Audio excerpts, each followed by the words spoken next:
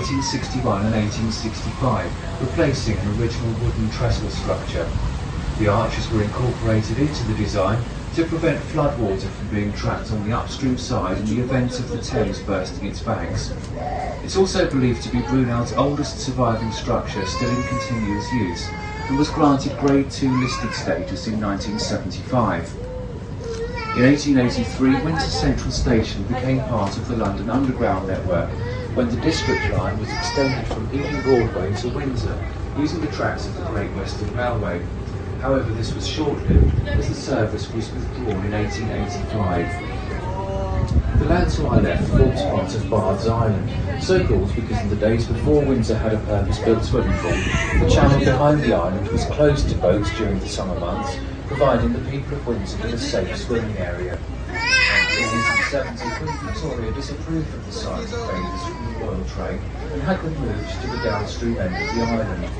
Then in 1904, the area behind the railway was used again, but this time with men on the downstream side of the bridge in the eastern baths and ladies upstream in the western baths. To our left is the Windsor Leisure Centre, being the current incarnation of Windsor swimming facility. It replaces an earlier outdoor pool. The centre stands on the site of the once famous Ricky Tick Club of the 19th.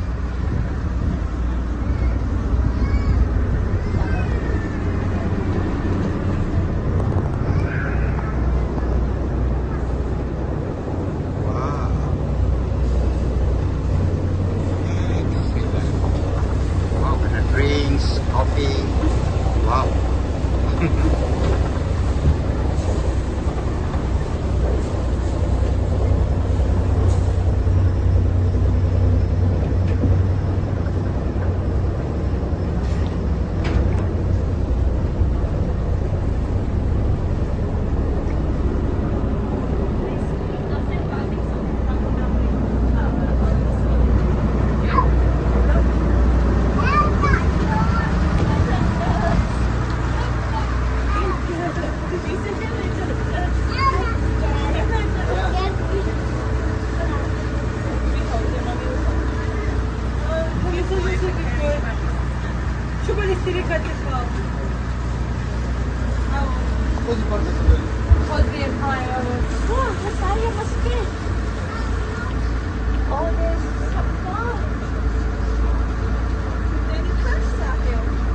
工作过的。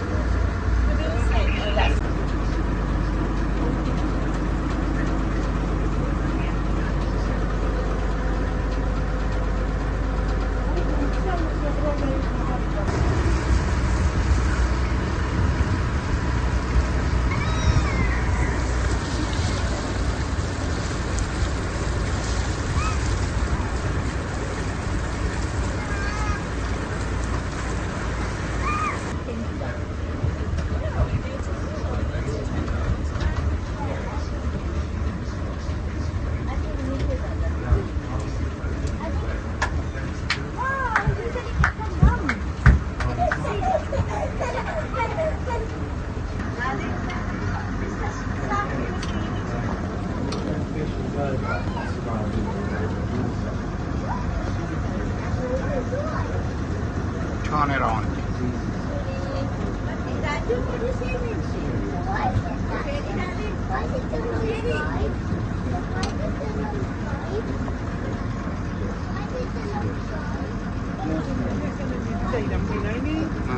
Turn up right.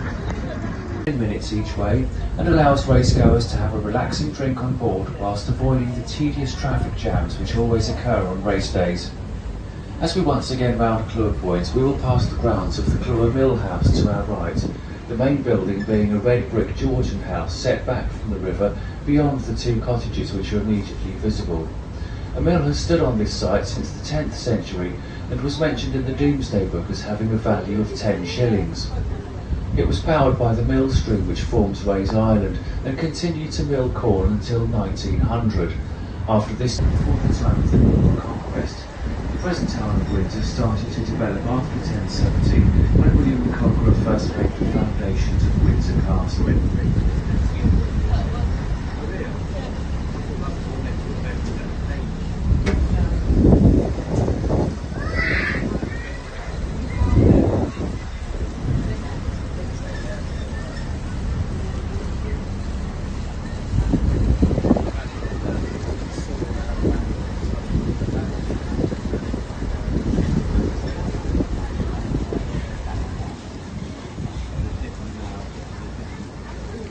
Ahead of us is Queen Elizabeth II Bridge, the relief road to the right of which forms one of the boundaries of Clwyd with the rest of Windsor.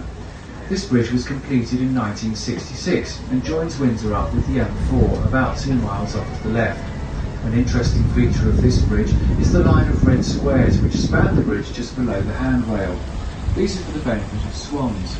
It was found that swans have great difficulty distinguishing shades of grey.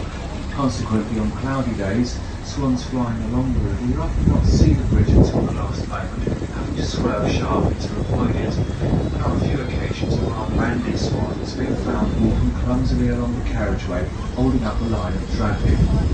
It was found that swans are able to see the colour red quite easily, so these markers were put on both sides of the bridge to help them with their navigation. Sometimes we see boats on the Thames with interesting histories, in particular those which took part in Operation Dynamo in 1940. These are the Dunkirk little ships.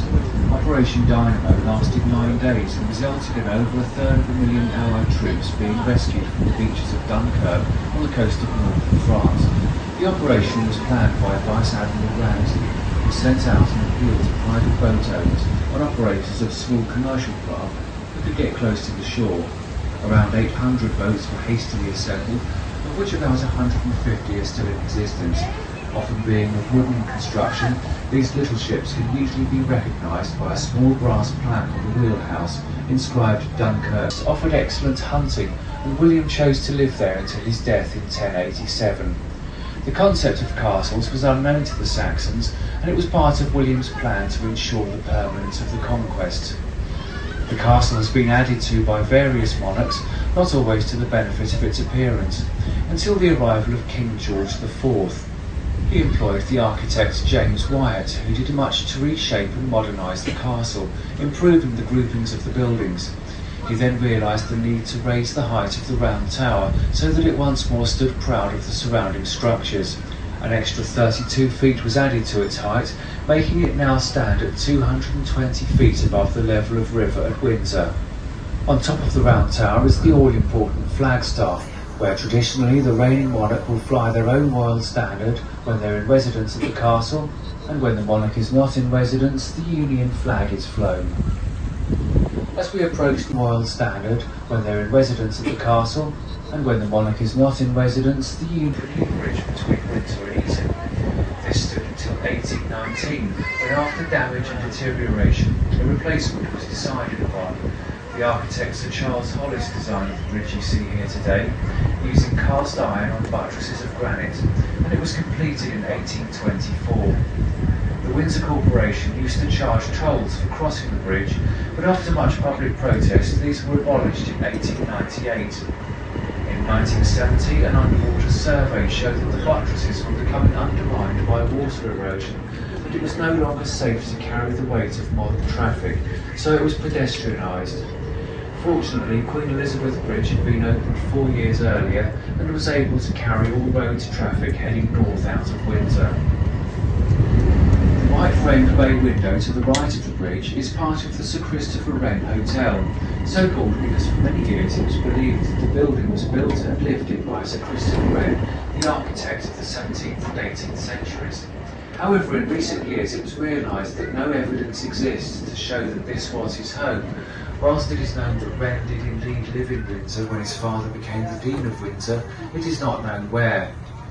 Wren was responsible for designing the dome of St Paul's Cathedral, the London Observatory and 51 London churches after the Great Fire of 1666. He also completed the building of the Windsor Guildhall, started by Sir Thomas Fitz, who died before completion.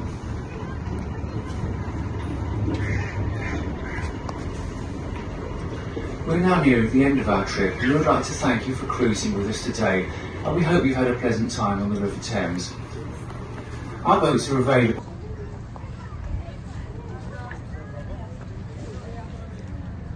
Mind the fingers. She's coming down.